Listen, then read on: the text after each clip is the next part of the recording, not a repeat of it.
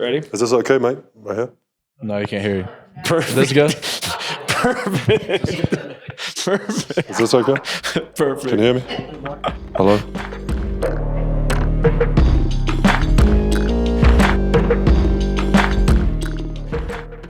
This episode is presented by Audible. Audible just dropped their Best of 2025 collection, your ultimate guide to this year's must-listen content. Their editors have curated the top audiobooks, podcasts, and originals across every genre.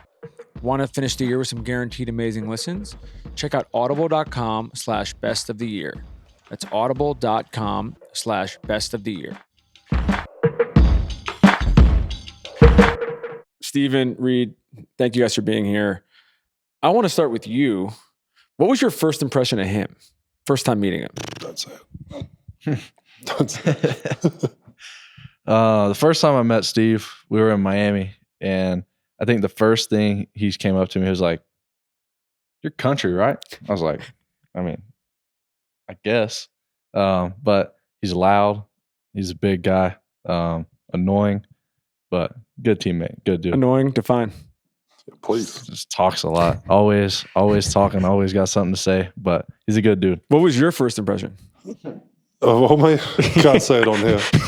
Can't say it on here. This is the first But I said, it seemed just like, I was just interested in what was going on, yeah. So I'm more interested in people's backgrounds and stuff. So, freaking love the whole Midwest. All my teams have been kind of around that area anyway. Yeah. Especially I spend most time in Oklahoma, so yeah, knew the bro was somewhat country. So I wanted to see if he was real country, So I was hyped about it. Did you understand? I feel like, it's weird because we're sitting here with him, but it's like the man, the myth, the legend. It's like this is everybody's favorite teammate. Even if they haven't played with you, I feel like everybody has a story. I'm still there. They love you. You're still. Did you understand that going in? What you were getting yourself into with that? I mean, I didn't know how he was, but I knew everyone loved him and everyone said how good of a teammate he was and stuff. But I didn't know exactly how he was going to act, but he's good. I wanted to do some background stuff with you. What was London, Kentucky like? Small town, not like 8,000 people. Not a whole lot to do, but it's cool because it's like you grow up with the same people all through, elementary school, middle school, high school. So you kind of keep the same friend group growing up. So still to this day, I stay in touch with a lot of people back home, and it's a lot of family and stuff as well. Was there a specific UK team that was like your favorite team? I like the obviously one of the better teams, the team that went 31-0 with Book and those guys. That was super fun to watch. But Tyler Ulis was one of my favorite Kentucky players growing up. So watching him there, his 2 years was two of my favorite teams. Did you follow? Did you sort of know the lore of Kentucky at all before you came over here? No, not at all, bro. I didn't. I watched New Zealand League basketball, so those were what I was looking up to, And then once I got a scholarship in there, that's when I started to click on, and people were hyping up Kentucky's and stuff. How did Pitt happen? Yeah, the bro Jamie Dixon, he used to play in New Zealand, and so he ended up being coach of Pittsburgh. He came down to recruit some other dude. I think he was coaching the under 18 USA team as well. Yeah. It was held in New Zealand, and then he just popped into a workout I was at, and then he just offered me a scholarship from there. So then rolled over, bro. Did you visit before, or you were just like, these guys want me? Yeah, I mean because I didn't know there was some weird college background stuff you get. You know what I'm saying? I didn't know about any of this. I didn't know about any of that. So I thought the whole idea was you get a free education. That is a great deal. I didn't know about the other part.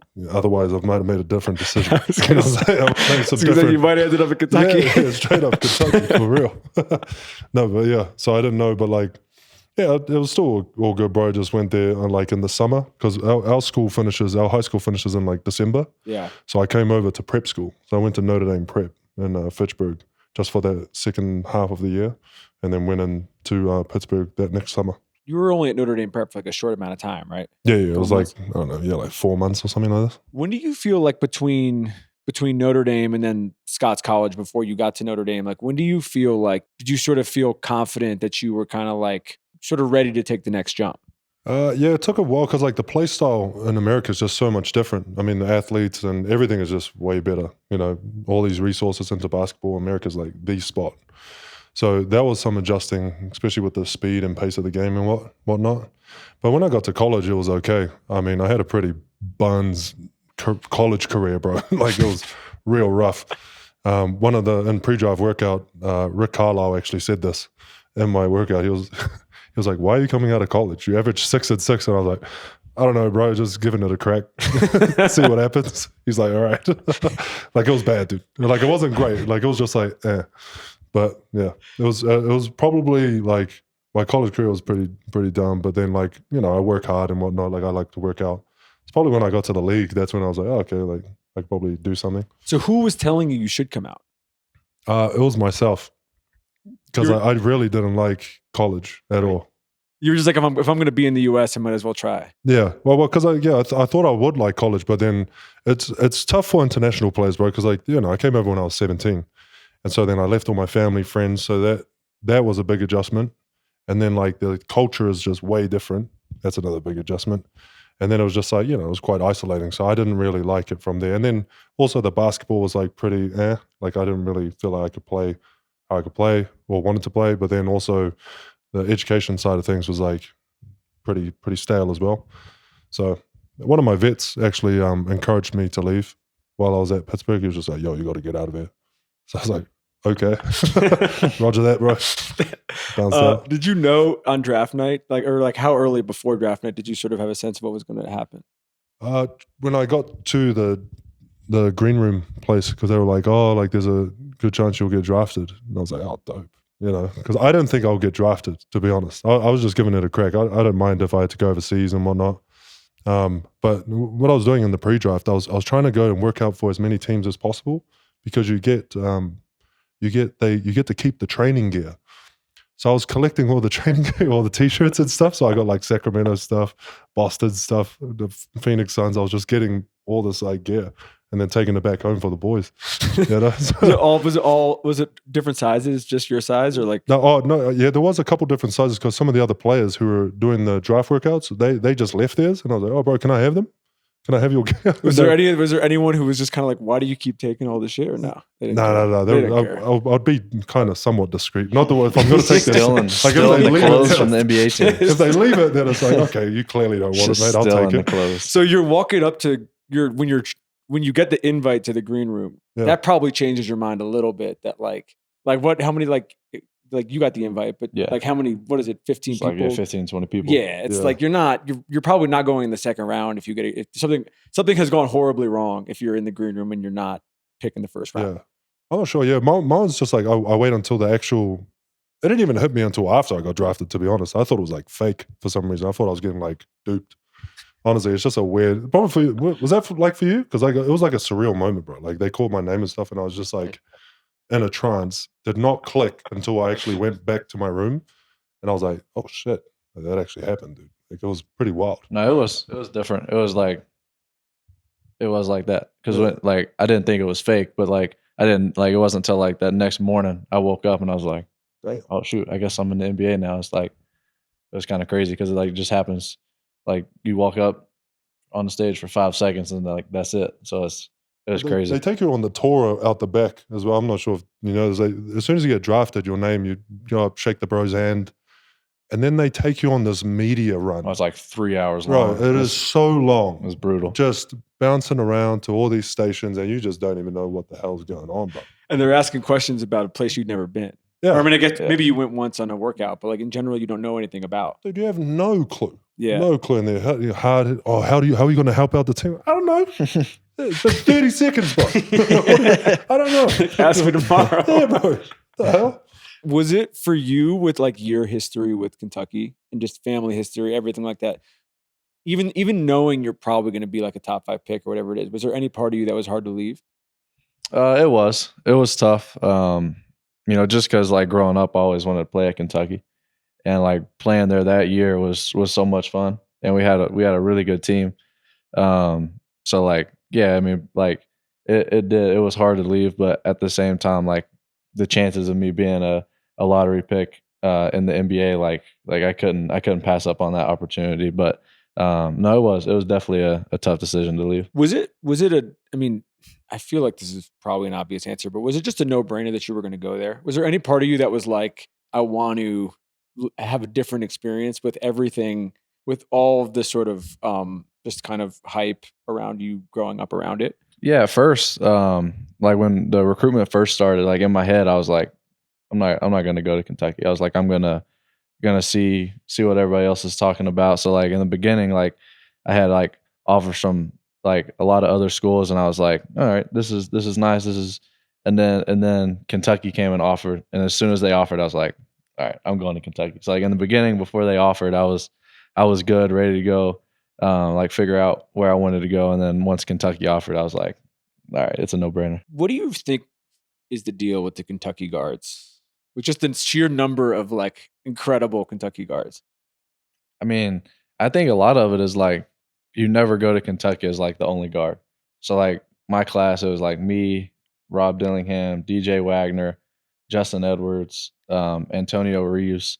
So like those guys are like all in the NBA, and you go against them like every day in practice. Like you're not going against like guys that aren't going to make it to the NBA. You're going against like legit NBA players all summer, every day in practice. And then, Coach Cal just does such a good job of developing players and just getting them where they need to go, and like just pushing you to new limits and just learning new stuff. I'm curious, you're like growing up watching these guys, if even being close to the program, if you sort of understood that, or you've had to like really be in it to actually understand the head-to-head competition every day and what that actually brought out of you. Yeah, I mean, you can see the stuff on social media, and like you can watch a practice and see, but like it is completely different. Like you don't know like what it's like until you've been there. And like I went into Kentucky thinking like I'm going to be there 4 years. Like I wasn't expected to go to be a one and done and be a top 5 pick. I was like, I wanted to stay at Kentucky as long as I could. Dream school, like be like my dad. He played there 4 years, won 2 championships. So like that was my goal. But then like you get there and then you start playing against Rob, DJ, all these guys every day, playing ones, getting shots up with them after, and like you realize how good they are and like how much better you can get in like a year just by going against these guys. What age were you when you feel like you were you competitive your whole life, or do you feel like it clicked at a certain point? No, I was definitely competitive. Just in your family. Yeah, super competitive. Which I played everything. I played baseball, soccer, football, basketball. So like everything we did around the house was competitive. Like mom and dad, like they are competitive too. So like they would never let me win. Like no matter what. I'm like 8 years old playing basketball, and like they're like just taking the ball, blocking every shot, and it's like we can't win. When I was growing up, I was like 3rd grade. We're playing against like 5th graders. We're playing up, and my dad's the coach, and the other team is playing on like 8-foot hoops, and we're like, all right, cool. And they start lowering our goal down, and dad's like, what are you doing? They're like, no, we're playing on 10-foot. I'm like, Dad, they're 2 years older and playing on 8-foot goal, and we're playing on a 10-foot goal. We're gonna be like 50 every game. So like just like growing up, everything was like super, super competitive in the house. Did you have that too with your siblings? Not really, bro. I mean, yeah, we didn't. I mean, it was competitive, but like I was the youngest, bro, so I just get beaten up most of the time. You know what I mean? Like they were just so much better than me in every aspect. Are your brothers? Are you guys all the same height, or is it like what's the? And then your sisters are, obviously incredibly athletic as well. Yeah. Was everybody playing the same stuff, or was it kind of a mix? It was like a grab bag. There was a bit of a mix there, bro. Like some one of the sisters shot put. Most of my other brothers, they played basketball. One of them played cricket. Yeah, not much rugby. I wanted to play rugby. I was going to ask. I feel like you've been asked about this before. Yeah. What was that process about not playing? Not playing rugby? Yeah. It was actually a pretty good decision. At the time, I was, not strong enough. Yeah, no, for real. I don't know if you know about like Polynesians, but like there was a Samoan kid, and then he just like trucked me because I tried to tackle him, and I was just like, yeah. basketball sounds pretty good. What age was that? I was like 11, 12. You're like, that's it. Yeah, I was just like, no, screw this dude. And he's like full, they develop quick. Yeah. Polynesian. So yeah. Have you had people, in your journey since then down there who, I mean, it's probably a missed opportunity for them to have not grabbed you earlier. Like that, I feel like you would have been useful. How everything ended up. Yeah. I mean, I was getting like poached in high school when I was in high school down there by like the rugby coaches, and they were like buying me cleats. Like I was size 19. There was no rugby boots, and that was my excuse. I was like, oh, there's no shoes. He got some custom ordered and made. He's like, I got some for you. You got to play now. And I was like, oh, no, dude. Did you do when you were younger? Did you do any sort of specific like weight training or anything like that? Or you just kind of? No, it was mostly just manual labor work, bro. You know what I mean? Just around the house. I used to chop wood a lot. My brother used to just saw them up, and then I have to split them, stack them, and stuff like that. I think it's just like regular chores around the house. Chores have changed nowadays. Yeah. You know what I mean? It's a lot different. We had a wood fired, for our like hot water. We have to stoke the fire, make sure that's how we get our hot water and stuff. So it was like a constant joint. Yeah. And did you, whether it was in, when you got to high school here, Pitt or whatever, did you eventually like figure out the weight stuff, or you were just like, I'm strong. I don't, it's a little bit more like natural than it was like you changed something. Yeah. College was interesting. Like in high school, I played around a little bit with some weights, just with the ball. You kind of do in high school, bro, just trying to just swing at the knees against each other. You know what I'm saying? So when I got to college, it was more like they have a very structured weightlifting program. Nothing to do with basketball, by the way. Does not help basketball at all. It's more about the strength and conditioning guy, I think. They want to get you like real jacked up. So yeah, that's when I started lifting, but then learned how to lift like later on when I got to the league. And what about the diet? Because your diet, we were saying before we started taping, the diet has become a thing of legend. You can explain what is true and what isn't true. Yeah. But I feel like that is a thing that it's been mentioned on this show probably 5 different times by different people, unprompted. Like they just bring you up. So like, how did that evolve over time? Like I used to do like went to a dietitian or whatever, and then had like the full food groups and whatnot. And I was like, okay, this is okay. And I just eat a lot of it, and it was fine. And then I got bored of it, and I was just like, dude, like, I'm gonna try this like carnivore diet. And so I just went straight freaking steaks, red meat, sometimes liver as well. And that was while I was in Memphis. And bro, it was like the most amazing change. Like mentally and everything. I was like, dude, why haven't I been doing this like earlier? This is just dumb. And so just literally that's all I do. And then these guys, they have to, I guess, bear with it, because every morning and like I'll shoot around, I bring in, it's because for breakfast, I have a pound of ground beef and 6 eggs. So it's all like mixed together. But like when you open it, eggs don't smell that great. It's been sitting in like a heater for like an hour waiting on them. So he waits till we get in a tiny room watching film, and like it's not like, it's literally as soon as everyone gets in there, door gets closed, right, then he opens it, and you just have to smell the meat and eggs for a whole like. And this is every morning. Every morning, and they all look right terrible. In the back corner. We know exactly what it is. Tear gas, bro. Just poof. It's gross. Oh my god! All right, so can you give a like, if you're doing one of those things where you got to like map out your like normal day? What's the normal day diet? Oh, for me? Okay, so we know breakfast. Yeah, what's next? So it's just so I usually just have breakfast, and then I'll so I'm not really on carnivore now. I put more fruit and stuff like that, just play around with fruit more. But I did carnivore strictly for like 2 years, and then I started introducing other foods. But my day-to-day now is just like, so I'll have that for breakfast, and then say if it's like a game day, I'll just have fruit and before the game, and then after the game I'll have probably like 2.5 steaks. Yeah, 2.5 ribeyes. No utensils. Straight hands. Just straight hands. My defense, it's my defense, just saying, when you're eating steak, I'm just saying, you will not burn your tongue ever if you eat with your hands. That's a good argument. You will never, ever do that. Just saying. So if you're eating with your hands, is there any sauce? Is there any like... No. You don't do sauce, mate. Just get a well-cooked piece of beef, so mate. Just a well-cooked piece of beef. Did you...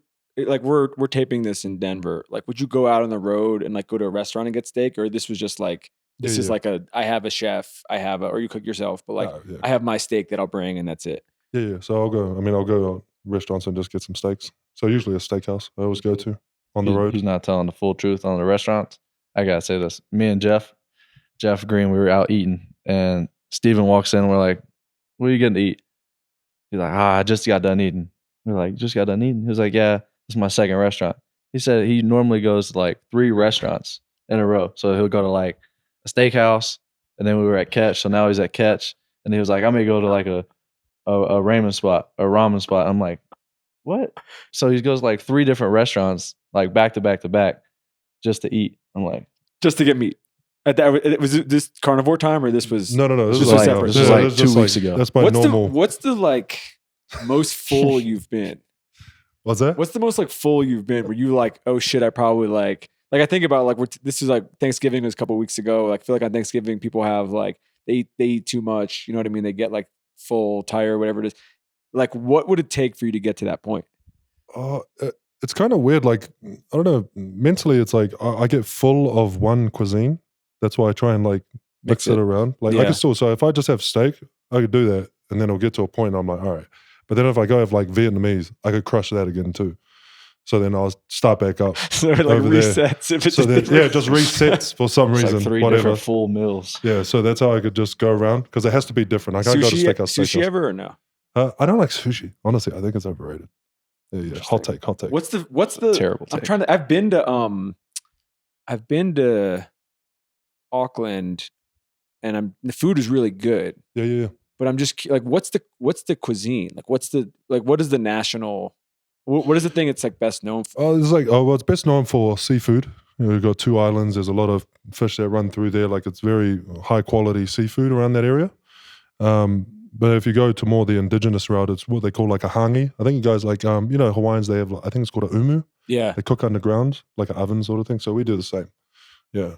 you know that feeling when you finish an amazing story and you're like, what do I even do with my life now? Well, Audible's Best of 2025 collection just dropped, and their editors have done all the heavy lifting. We're talking about meticulous selections of this year's absolute must listens. I ordered Pride and Prejudice last week. It's going to be great for the holiday break. There's another one I was checking out, it seems like a pretty cool listen. What could go wrong? Cool might be the wrong word. Fascinating, dark, depressing listen, but very interesting. Scott Z. Burns. I don't know if anyone's watched the film Contagion, one of the great movies of the last 20 years, very prescient film. Scott wrote that. This is a sequel to Contagion. Scott C. Burns attempts to write a sequel to his film Contagion using a team of AI writers, actors, and producers. The bots sometimes get it right, often get it wrong, and occasionally terrify, making for a bizarre yet illuminating experiment into what happens when we involve this technology in our artistic endeavors. Not exactly a light beach read, but seems pretty interesting. And if it's anything like Contagion, it sounds like a must listen. These aren't just your typical picks. They've handpicked the year's top audiobooks, podcasts, and originals after countless hours of listening. It's basically your cheat sheet to the best audio entertainment of 2025, carefully curated to help you discover why there's more to imagine when you listen. Ready to dive in? Head to audible.com/best of the year. That's audible.com/best of the year. Thanks to DraftKings for sponsoring the show. Holiday basketball has arrived, and while bucket getters like Kobe White, Jalen Williams, and Tyler Hero are lighting up scoreboards like Christmas trees, DraftKings Sportsbook, an official sports betting partner of the NBA, is where the real magic happens. The action never stops during the holiday season, and neither do the opportunities on DraftKings. From player props to same-game parlays, every possession becomes a chance to win big. Don't forget, DraftKings has your back with early exit. If your player goes down in the first half, you still get paid in cash. Richie, as always, I was looking at some different futures earlier today. We are taping this on Wednesday, as always, subject to change. I don't know if you realize this. This is the first time I'm seeing it. There's now a specific category, whatever you want to call it, for the OKC Thunder. The Thunder to win plus 74 regular season games, aka break the Warriors' 2015-2016 record. Right now, that's plus 500. Obviously, the Thunder did not win the in-season tournament. They lost on Saturday night to the Spurs, but they are currently sitting at 24-2, 9-1 in their last 10. They are on pace, so that is an interesting thing to look at for sure. Download the DraftKings Sportsbook app and use code TEAM3. That's code TEAM3. Bet $5 and get $200 in bonus bets if your bet wins. In partnership with DraftKings, the crown is yours. When you got to OKC Hmm. originally, what was your first thought? Not even of the team, just of like the place. Yeah, it was pretty flat. Like there wasn't any hills or anything. Like I was like, damn, this place is flat, bro. You can see far, dude. They love you there still. Yeah. Like they still got I don't know if you've ever seen this, but I've seen it because I've been there a couple times recently. They got like a mural of him right in downtown, Yeah, yeah. which I'm wondering actually, like, if they play you guys in the playoffs, at a certain point it becomes like, just, I mean, I don't think you can take it Tagging down. it up or Maybe just something. hide it, put a thing over it or something like that. But like, at what point do you feel like you started to have that thing with them where it was like you guys had this, really good relationship? Yeah, with Oklahoma. Yeah, just like with the fans and just like the city overall. Well, naturally, like as soon as I got drafted there, bro, like they accepted me because I was only like 18, 19, bro. You know what I mean? So they accepted me wholeheartedly, and the people there just looked after me constantly. Very nice people. Neighbors were great. Everyone I interacted with were very like respectful, trying to make me feel welcome, and it definitely did. And so I was happy to spend, I think 7 years. I think I was spent there. Whole time, bro, it was just like I did whatever I could to try and best represent them. Yeah. Especially like the people who come and whatnot. And I think that's how we kind of bonded, like this, me with like the city of Oklahoma, So it was pretty cool. Do you think, I mean, hypothetically, like if they had put you in New York or they put you like somewhere else in the US, things might have gone different? Yeah, I'm not sure if I would have had a mural or anything if it was like New York. Surely not. Yeah, they go pretty hard there, bro. The standards are pretty hard, dude. You know what I mean? Like you have to be freaking high up there, dude. When you were younger, were you watching their guys' games when they were there? Not a whole lot. Like I knew who he was, but like at home we don't have there's no NBA team close. It's like I think the Pacers are the closest, like 4 or 5 hours away. So like it's like straight like college basketball. Like not a lot of people watch professionally. So like I would watch like the playoffs and stuff like that. But I definitely knew who he was and I watched him, but like I wasn't like following him or anything. What do you remember the most from that Warriors series? Shit, that it was close, bro. Like it was close. I thought we were like doing pretty well. The biggest standout, bro, was Game 6 Clay. That was disgusting, bro. Like it was absolutely disgusting. Because I was asking Dre, me and Dre were like the kind of like the defensive heads or whatever. Like, dude, I was asking him, I was just like, bro, like, what are you doing? And he's like, bro, I'm fouling him. It's like for Clay, he's like, I'm fouling him. He's just making all the damn shots. I was like, damn, dude. It was just like, yeah, what he did was ridiculous that game. What do you when you're talking to? I mean, I was going to say younger bigs, but just younger guys in general now about like the playoffs and the difference between intensity, everything in the playoffs versus regular season. What do you feel like you learned from like those experiences that you like pass on? Honestly, I don't say too much to them, to be honest. Like, I mean, there's plenty of people, like, they already know. They hear it, like, oh, it's a different game. It's this. I mean, honestly, one of these things, bro, you just have to get punched in the mouth, really, and then you'll learn what you need to learn. Like, you won't get it until you're actually in it. Yeah. Like, it's probably for Reed a little bit, like, actually just being, like, to experience the playoffs and how intense. It doesn't matter how many times people say it. When you're actually in it, it's just like a completely different, you feel exactly the weight of what people mean. Because it's hard to actually describe that to players. So I don't say much, just like, go out there, you'll see. Like, you will. And like you have to get punch in the mouth, and then your ability to quickly turn it around to where you can be effective, that's the goal. What do you think? I mean, yeah, I mean, you could definitely tell.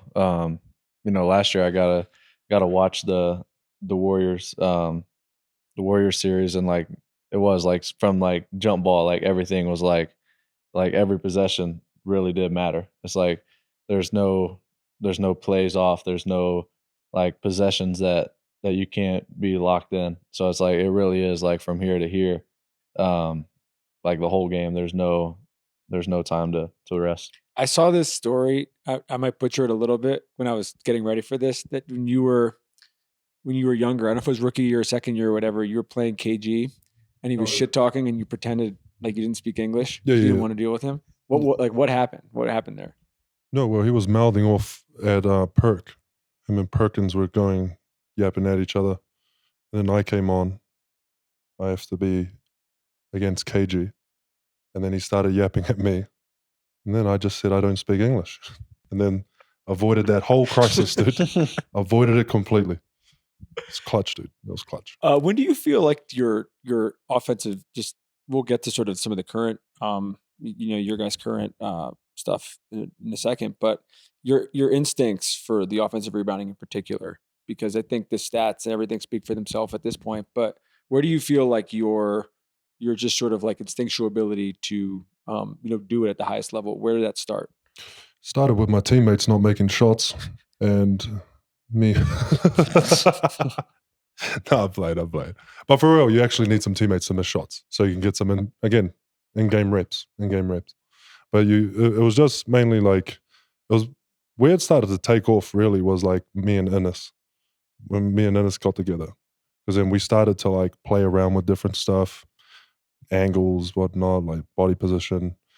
And then so we had some like techniques and whatnot and some ideas. And then we had who was it on OKC? It was Russ, PG, and Mello. So I definitely wasn't shooting. You know what I mean? I wasn't getting the ball. So then I would start to, again, these were more the reps with like positioning. So I got a lot of those reps because like they'll go into ISO ball or something. So then I could start playing around and tracking and start honing those skills, I guess. Do you feel like when you're in the game with him, you just are going to you're going to just sort of approach it differently, just knowing he's there? I tell them. Yeah, I mean, he literally, he'll tell me, he's like, come up the screen. He was like, if you're open, shoot it. He said, I don't care if you make it. He's like, I just get happy you shoot it. He said, when the big's up, he said, look, I get a free run at the basket. He's like, just shoot it. I'll get the rebound. I'm like, okay. Yeah. So then you shoot it and like miss or make. He's like, yeah, good shot. Like, so he's like, shoot the ball. He just gets happy if he screens and you shoot, because then he gets the chance to go. Did you see what LeBron said like last week about you? Yeah, I've seen that. Said you need the whole team plus the bench, coaching staff, security team to box him out. Which is funny. I mean, I feel like that is you would feel like, I mean, we would need somebody from another team to speak to this, but like it definitely changes that dynamic too of just like, it's just like wreaking havoc. It's just like somebody down there where it doesn't matter whether you're shooting well or not. I feel like it's just going to just sort of cause chaos. Yeah. That's the main goal. With Kevin, just going from OKC to where he is now and everything that he's sort of accomplished, what did you sort of appreciate the most about him then? And then, how has that kind of grown over time to where he is now? Honestly, like the biggest appreciation is consistency with him. His approach to his game, like his craft is, it's exactly the same from how he was in OKC to how he is now. It's just very meticulous and it's very dialed in. All the little details you could think of. I'm just saying, bro, like a lot of people will probably get bored with that, with all these small details because they may find it boring, but he's able to lock in on those things for all these years. That's no easy feat. Have you seen that just being around him in this sort of short amount of time? Yeah, I think anyone that like you ask like what impresses you the most about him is like everyone's gonna say like just like how he works out, like how hard he works out. You go in and like it's like a 20-minute workout and like he's like game speed, like full speed the whole workout. And it's like after watching him do that, you're like, okay, like that's how I gotta work out like every time you step onto the court, because I haven't seen him go on the court and like not be full speed, like game speed every time he steps on the court. A lot of people think he's the best scorer ever, the most talented scorer ever. Did it kind of warp your perspective, like coming into the NBA and this is your teammate and you also have Russ there and then even some of the other guys, even at different points of their career, who are like, these are the greats. Like these are some of the all-time greats. Did it like warp your perspective a little bit about like, you got a guy next to you who can do this that easily? Yeah. Not everybody can necessarily do that. Dude, I'm an idiot, obviously. But like, it didn't click to me, dude. Like, honestly, when I came in, because I just had like a weird approach. I'm not sure if it's like a New Zealand thing, but I was just like, oh, okay, like he scores. It's like, okay, he's our scorer. That's all I was thinking. I wasn't like, this is the great. Just like, okay, these guys are good. Great. No, that's it. I wasn't, didn't really have context. I understand it now. But like for the first like 3 years when I was with him, I was like, shit. When you mentioned you mostly watched college growing up, did you watch any NBA guys in terms of just who you're modeling yourself after at all? Not a whole lot. But like Chris Paul's always been like one of my favorite players. Just the way like he can like control the game with his pace and like watching him the way he moves and like the reads that he makes and stuff. I've always just been a fan, but like like I love watching like all basketball. So like I've never really had that like one player though that I'll like watch all the time, but like I'll watch different people and just try and watch and see what they do. I feel like people have made, they're not like directly comparing you to Chris this year, but people have talked about just some of the ways you've been able to get into the paint and just kind of control the pace, control the game that way. People have made that comp a little bit.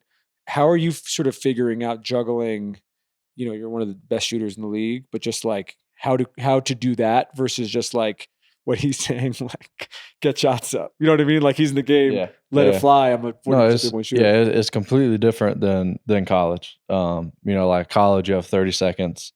If you come down and dribble and the shot's there with 25 seconds, you're probably not going to shoot it. You're probably going to pass it around, swing it around. There's like 5 passes. Here it's like, all right, you come down and you take 3 dribbles. If you're open, like that's considered a good shot. So like it took me a while to figure that out. Like that, like you don't have to swing it. Like if you're open, like that's the best shot. Like that's better than making 2 more passes and then someone shooting it with 1 second left or a turnover. So like figuring that part out has been a huge help. And honestly, Steve, like you said, like he'll be like, just shoot it. And like just hearing that, like every game, like coming off the screen, if the big's in drop, just knowing like they're telling you to shoot that, it just gives you confidence to go out and shoot it. And knowing that if you do miss, they're more than likely going to be there to get the rebound and get some points. He's happy the other way. Do what we're paid to do, mate, you know? Do you feel like over the years with guards in particular, you know, there's a lot of great guards who are play very differently. So wouldn't necessarily like compare them all basketball wise, but do you feel like there's one thing they all have in common? Yeah, I mean it's all work ethic, but like the main thing, especially with the NBA, all players really have this, but the guards especially need this, especially the one position and whatnot, point guard, is your adaptability. The league moves very, very quickly, you know. And to your point, like say Chris Paul, I mean he was like a mid-range guy. Then he had to like do the 3-point, like not saying he couldn't shoot a 3, but like because the league changed, they're emphasizing threes more, and he was able to like take advantage of the 3-pointer, but he had to adapt right away. Because if you don't adapt fast enough, mate, you're going to get left behind.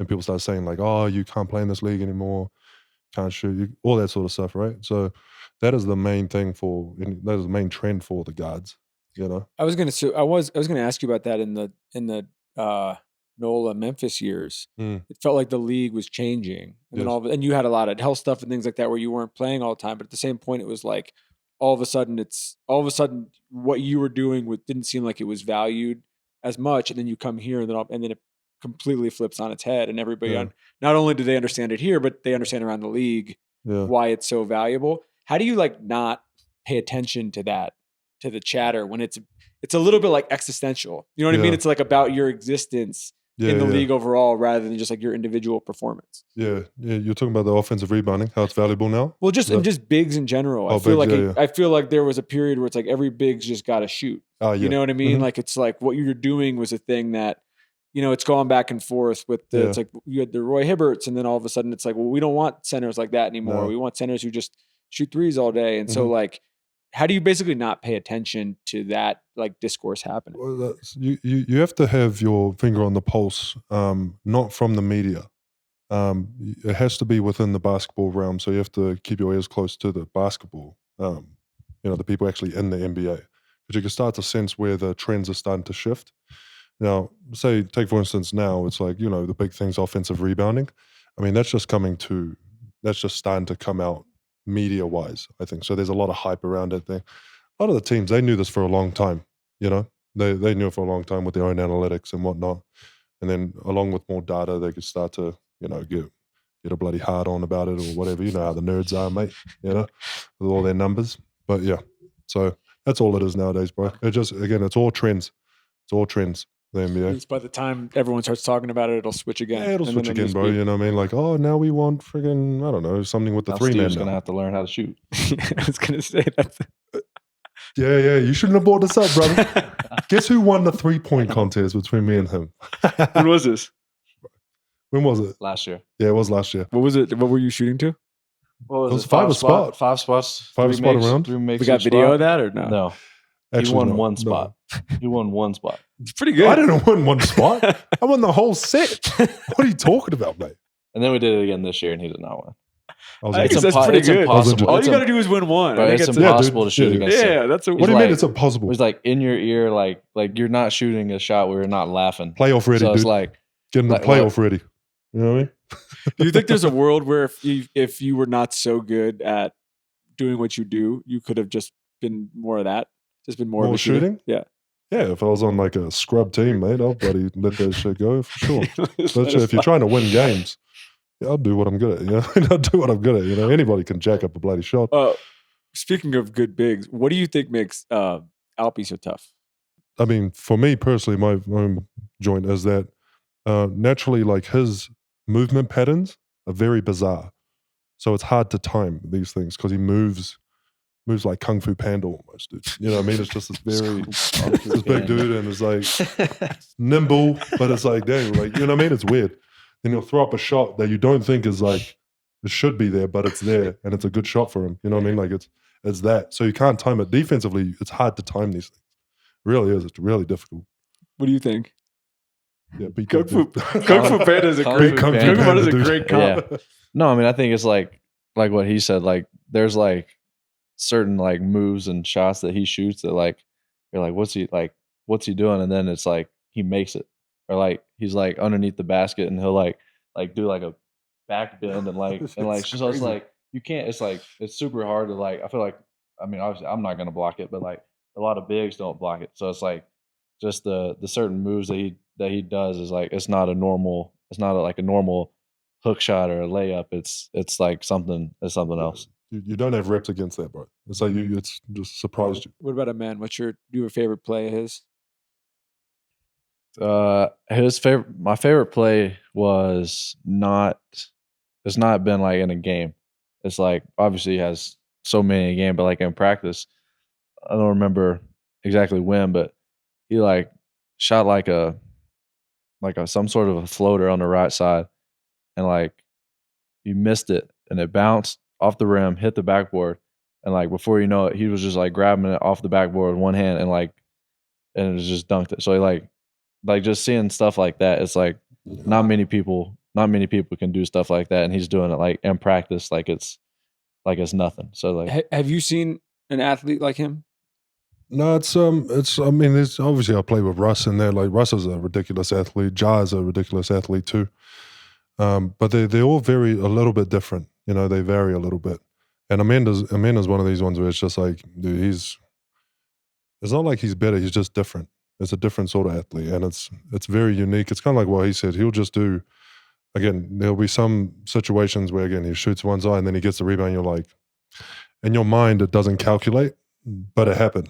You know what I mean? And you're like, what? That doesn't make sense. It does not make sense. We did an app with him and his brother over the summer, and they were just talking about when they were growing up, even just the training and stuff that they would do, because it feels like they don't even necessarily know how athletic they are sometimes. Yeah. Like they just it's a little bit just like we're talking about with instinct, where it's kind of like they're not going down there they're not going down the floor trying to do these they things. Can just jump and then figure it out after Yeah, that.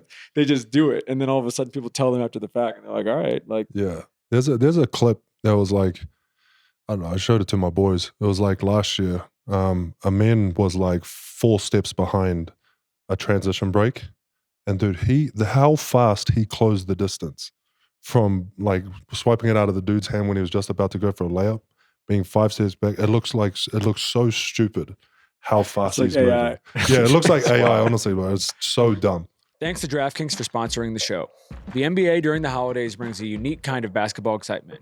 Arena DJs weaving jingle bells into their mixes, coaches sporting festive sweaters on the sidelines, and families gathering around afternoon games instead of another viewing of A Christmas Story. True. The atmosphere in every arena feels electric, with sellout crowds who manage to escape their family obligations for a few hours of basketball bliss. This season, DraftKings Sportsbook is elevating the experience with their groundbreaking early exit protection. When a player leaves the game injured in the first half, a moment that traditionally deflates the entire viewing experience, DraftKings now pays out in cash. It is a revolutionary approach to player props that's transforming how fans engage with each game. The last couple of years, I have been going in New York City to these Knicks games on Christmas. It's always noon. It's always an Eastern Conference opponent. This year, it is the Cavs. Last year was the Spurs, I believe, and I think Mikal, it was because Mikal went off for 40. Wemby had a big game. A little bit of foreshadow of the in-season tournament. Very excited to watch Knicks Cavs on Christmas this year, and honestly, we got a great slate. Our boy Cam is playing at 5. We got a Spurs OKC rematch. The league schedulers did their thing on Christmas this year. Download the DraftKings Sportsbook app and use code TEAM3. That's code TEAMTHREE. Bet $5 and get $200 in bonus bets if your bet wins. In partnership with DraftKings, the crown is yours. Did you change anything in terms of, I mean, obviously, like your usage and everything like this is up. Everything is up in terms of what you're sort of relied upon to do. Did you have to change anything? Talk about diet, but just like in terms of the way you were taking care of yourself, knowing that you're in this next stage of your life where you're going to have to play, 25, 30 minutes a night, and it's a little different than it was last year? Yeah. I mean, the big thing for me this off season was just gaining weight, getting in the weight room, gaining weight, kind of eating kind of whatever this summer just to try and gain some weight. And then coming in, I knew I was going to play more. And honestly, Steve, he told me before the season started, he was like, your minutes are going to be up. He was like, you got to find out a routine that you can do starting now, that you can do like every day just to keep your body in a good spot. He was like, don't go 20 games and then try and figure it out. He was like, it's too late. You got to figure it out now. So it's like just more like body work, more self treatment, stretches, soft tissue, whatever it is, like just figuring out. Like last year I didn't do anything. I like would go to the gym, shoot, lift, go home. Like now it's like you go in, you stretch, you do movement, body work, all this stuff, then you shoot, then after you do more treatment and recovery. So I guess. Do you have a particular shooting routine?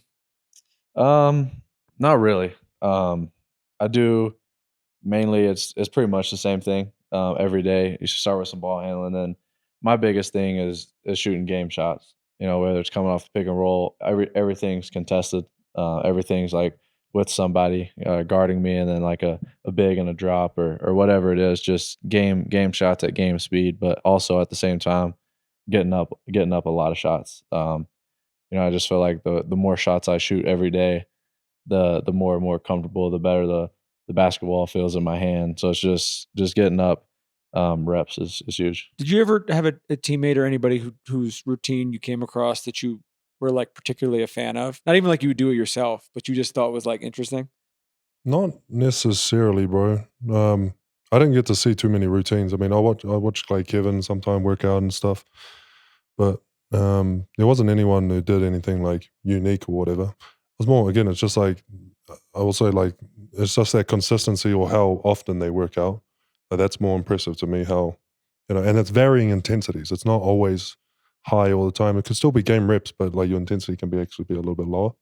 So you can still get like a pretty good input and how much they do that throughout the day. They might come back later at night. DB was big on this. So he'll come back at night all the time, get his shots up, get his rhythm, Like I'm more of a fan of those things. Yeah. Very, very personalized for drills. Some people, they just need to shoot 10 shots and they're amazing. Some people, they need to shoot a bit more, get their rhythm in, What do you think makes Ime so good?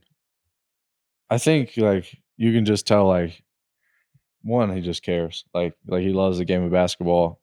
He's a player. I think that's huge when coaches are players, just because they understand it, they know the game, and like you can just tell he knows what's going on. I think that's a huge thing. And then obviously, he's just, some people just feel like they're just good coaches, and like they just know what they're doing. And like I said, where he was a player, I think just knowing kind of how the game is, how the NBA is, you just know certain things that the other people don't. Do you have like, having been around a bunch of different coaches at this point, do you have a perspective? They're all very different, but do you have a perspective on just kind of what do you feel like makes a good coach? A good coach? Oh, well, Ime displays this. The good coach, so say for Ime, one of his best qualities is that there's no real ego there necessarily, He'll let the assistant coaches speak up whenever they need to speak up. If someone has some sort of idea, there's nothing to it. He accepts that, That's a really good leader. You know, because like there is no like hierarchy. Like, oh, I know, I have all the He's answers. not I'm a trying to, genius. one up Yeah. anybody. Yeah, not trying to one up anyone. Like even players can come up and just like, yeah, no, you know, some of the players might have some pretty stupid ideas, mate. But you know, he still accepts them. He'll listen. Yeah. Yeah, he'll listen. You know, that's still good. That's better than nothing, you know. But that's okay. But like that's like one of the best qualities about it. So like the assistant coaches that he put around him too, they're very, very capable and like they're very confident that they could speak up and kind of just like it's just them together as a team against the problem. Yeah. You know, it's not them against this assistant coach against that. There's no fracture there. So that's what I think makes a good coaching situation in general. How do you guys deal with we're taping this, you're playing the Nuggets tomorrow night. Just the West in general. The West is just so good. It's so good. Eh? It's crazy. I mean, we were So talking about the good. game. We were talking about the game in Vegas last night. Those are two great teams. It's just basically like Yeah. every night one night you got Jokic, then you got OKC, then you got Wemby. Like there just is not even Yeah. teams like Portland and Utah are really like they have Yeah. their moments where they're really good. And so just in terms of like we were talking even just like managing, your first season mentally, the strain of the season and everything like that. But also it's like, I know it's the NBA, like you're dealing with the best people in the world, but in particular in the West, it is like a real challenge every night. For real. That is definitely a real challenge. I don't know why it ended up like that, but it is definitely like, dude, the teams are freaking more so than not. There's some really, really good teams on the West. Obviously, there's a few good teams on the East that are like looking like Detroit, for instance. They're really good. You know, those are the teams that really play hard. You know, your Bostons and Clevelands and Indiana Pacers and stuff. But it just seems like the West is a freaking dude. It is. We lost to freaking Spurs again, like you said, bro. Like there's Portland who's playing well. Spurs still play well without Wemby as well. You know what I mean? Like, and then adding him is just like, oh my god. Yeah. Yeah, I mean, like any one of those teams are just like coming in hot. Lakers, like, yeah, it's tough. And then Phoenix, it's like these teams who are you before the year you might not be like, Yeah, they're this not was in going to to be. go. Yeah. Do you have you mentioned Dillon? I think we're doing one of these with him in a couple of weeks. Do you have a favorite story with him? I mean, what's funny with him, I'll always say is like every teammate. He's a little bit like Steve. Every teammate that has played with him loves him. No, yeah. They all have different reasons for it, but they all love him. Like it's a crazy. Yeah. I mean, not that someone's going to come on and say something bad, but they sort of go out of their way to like talk about how great a teammate he was. Yeah. No, he's definitely a great teammate. Like, because he wears his heart on his sleeves, mate. You know what I mean? He goes out there. It's very much genuinely him, especially on the court. Go dive it, then join stick up for you or whatever, knock some dudes over. Like, you really appreciate that type of gameplay naturally. You know, whether you like basketball or not, it's like, man, this guy's playing really hard, very passionately. So, and then off the court, bro, it's almost like a complete opposite. It's kind of weird. It's a complete opposite. Like he's not like he's still like haha. He's like one of the nicest Yeah, dudes. such a lovely dude. You know what I mean? Like a nice guy. it's strange, dude. Then on the court, That's crazy. bloody menace, bro. You'll just freaking elbow you. Even if he elbowed me when we played them in the Spurs. He freaking knocked me in the ribs. It is cool. It is like it's a little bit of like people got to get themselves there in whatever way they can. And it's like if I have to play this character to basically do what's best for my team, then I got to go do it. It's like brotherhood, bro. You know what I mean? Like, I'm not sure if you're brothers or not, but like you fight, you're still boys afterwards. And that's all it is, bro. Like there's still a respect there. Before we wrap, I wanted to ask about the farm. So what's you, brother? What's happening? Like, can you give because I feel like we haven't talked about it in a minute. Where is it? How big is it? What's in terms of your day to day when you're not in season, your day to day time on it? Like, what's going on? Oh, I don't do anything. Yeah. I leave that to the people who are actually smart. So what are they doing? Yeah. So, I mean, we have about like roughly like 500 dairy cows. So it's a dairy operation. And then the other operation on there is kiwi fruit and avocado. And where is it? So it's in the North Island of New Zealand. It's kind of right on the coast. Real beautiful piece of land. It's nice on the beach, whatnot. Like it's you got to get down there, by the way. I know. I told him I'm gonna off season. I'm gonna come down. It's like go cow tipping or something. It's far. Don't you dare touch my girls, mate. All right, so it's there's 500 dairy cows. Yeah. Kiwis. What's the like? How does it operate? Like what? Like how many employees are there? Like what's the sort of like setup of it? Yeah, so you have like a farm manager. So there's a dairy side. So you have like on their side, there's about like three employees there, and they amongst them they can manage the cows. Then on the like the orchard side, it's seasonal, if that makes sense. So like sometimes you have to come in, like say when it's season picking, like you might have 60 people or something, dude. Like it's a lot. People that come in, but then, when it's growing, you could chill. So one guy, which is my brother, he overlooks that whole thing. Yeah, does a really good job. Are you getting like updates, like constant updates? Yeah. It's funny because like we play Xbox together sometimes, and like that's how he'll give me the updates. You know what I mean? So while he's doing something, because usually if I call him, just like, "Hey, bro, how's it doing?" He's like, "What do you want?" It's like, "Love you." Just like that's it. But then while we're gaming, he'll give me some like farm updates. Give me the whole spiel. There's a lot of cities in the U.S. that I feel like have big Australian communities. Like LA, for example, is a big Aussie community. Is there a big Kiwi community anywhere? Not that I know of, bro. I mean, most of the Kiwis, they come over for business. I'm not sure if like there's like, it doesn't turn into like there's enough of us to like concentrate a place to turn into a town. Yeah. Especially not America, because it's so far away. You know what I mean? It's so far away. In Australia, we do. It's out East Coast. There's like this place where there's like 600 or something, 1,000 friggin' Kiwis or something. It's crazy when I went. Crazy. I went a couple years ago. It's far, but Australia is much farther. I didn't realize that. I thought they were like next to each other. Australia is like another 5. Australia's like another like 5 hours or something. No, that is. It depends on like Australia is huge, bro. Australia is massive. Like it doesn't look like I don't know who drew the map or whatever, but it is huge, bro. Like so from this side of Australia to New Zealand, it's about 2.5, 3 hours flight. Yeah. But then from here to like that side of from Australia, like Perth, it's like 7. Dude, it's like 8, 9 hours or something, bro. It's so massive. Have you had to do any like shoe trips or anything like that yet, or not yet? Not yet, no. I feel like that's gonna come. A shoe trip? Like a trip where they got to go to like Asia or something for like the brand. Like Jeff went to I think Italy this year with Jordan. Come down to New Zealand, bro, on a shoe trip, dude. That'll be good. Yeah, I'll just come to New Zealand and go cow tipping. Do you have a shoe deal now? Nike. Yes, and did Nike just like Let's go to New Zealand. Sponsor some Nike gumboots or something for the farm. Send me to. Would you put him to work on the farm or no? Yeah, you're trying to gain some weight in the off season, mate. Come on to the farm. Would you ever? So we were talking before about how you'll never do live stream, nor should you. Oh, And I wanted you to do a food show, but you're like, I don't eat enough food to make it worth it. But I do feel like a reality show of you working on his farm. That'd be crazy. Would be. Yeah. I don't know how long it is. It could be like 4 episodes. I'll be going hard into character, by the way. He's working for me. I'll be hard into character. I'm waking up at 5 a.m. Full send. Just driving around in a tractor. Yelling. You guys do water stuff too or no? Or is it like what's the... I'm trying to just think about the like what the climate is like on the actual... It's like on the land? Yeah, on your land. Like, are you near the ocean? Yeah. So right next to the beach, but there's also a stream that cuts through our farm. Yeah. So we get water from there, use it on the farm and whatnot. It's clean. About 3 different springs, I think, on the farm as well. There you go. Extract some good water from. Appreciate the farm questions, dude. I want to start with this. For sure. We'll close because we got to go. But kind of like to end with asking kind of both of you in your own way. You've obviously had a lot, very different journeys so far. But like, if you're talking to a kid going into the draft next year, we talked a little bit about this with the playoffs in terms of advice, but just like, what are you saying? What have you learned now through this experience that you're telling them? And then same for you, Steve.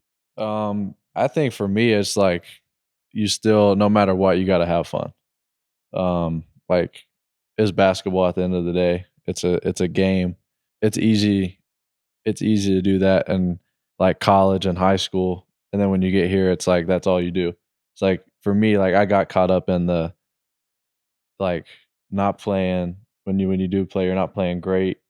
So it's like, you're really like mentally, it's like, it's a lot. So like, you really got to lock in and like, know, like, all right, like you still have to have fun. Like this year for me, like I'm coming to the cities, I'm going to get dinner. I'm like going and doing stuff. Like I'm not just coming here, getting in the hotel room, playing a game, like worrying about the game. Like I have, like last year was like I was just playing basketball, and like now it's like I'm doing other stuff. Like I'm having fun. I'm enjoying it. So my big thing would just be like, just have fun. It's still a game. Treat it like you're 13 years old going to the gym with your friends. Like it's the same thing. Now you're just older, playing with older guys. Like it's still a game. It's still fun. Just have as much fun as you can. Yeah. No, I think that's a good point. I think you hit the nail on the head with like people got to realize like when they're going into the draft, they go 6 years ago, they probably didn't even think they'll be in that position at all, but they put so much pressure on themselves for that one moment. Like if you're a kid and you ask yourself, they'll be like, "Yo, what the hell? Like that's amazing." Little kid, you will be very excited. So I think it's exactly that. Like the basketball side, you got there for a reason. You know what I mean? Like you got talent and whatnot, you work hard. There's all the good things, but I think maturing as like a man really plays a key part in how you're going to develop. Because you need to develop off court. I think they're completely attached. You can't be like immature off court and expect to have a very good on court performance. You have to have some stability off court. You as a person, again, doing these things, going out, seeing the city, kind of growing your other interests and whatnot, hobbies, social, whatever. And then, then the basketball stuff will come. It's not your whole identity though. You can't make it your whole identity. You can make sacrifices for it, but you really much need to still live the full human experience because it will start to leak and then you'll start to plummet down and you won't even know why, before it's too late, So, well done, mate. Well Good said. wisdom from you. Hey, thanks. That was great. Yeah.